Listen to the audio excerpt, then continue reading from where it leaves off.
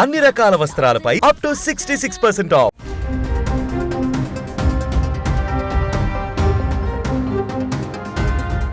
టాలీవుడ్ నటుడు ఫిష్ వెంకట్ గత కొద్ది రోజులుగా కిడ్నీ సంబంధిత సమస్యలతో బాధపడుతున్న విషయం తెలిసిందే. దీంతో ప్రస్తుతం ఆయన బోడుప్పల్లోని ఆర్బీఎం ఆసుపత్రిలో చికిత్స పొందుతూ కొన ప్రాణాలతో కొట్టుమిట్టాడుతున్నారు.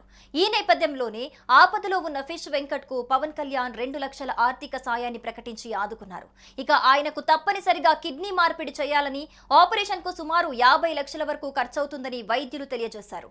దీంతో దాతలెవరైనా ఉంటే సాయం చేయాలని ఆయన కుటుంబ సభ్యులు వేడుకుంటూ ఓ వీడియో విడుదల చేశారు.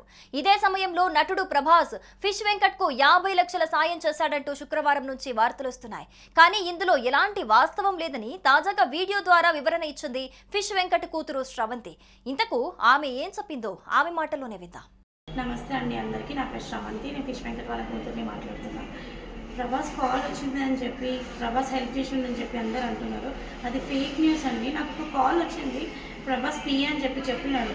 నేనేం చేశాను, పిఏ హెల్ప్ కావాలా అంటే కావాలండి అని చెప్పిన.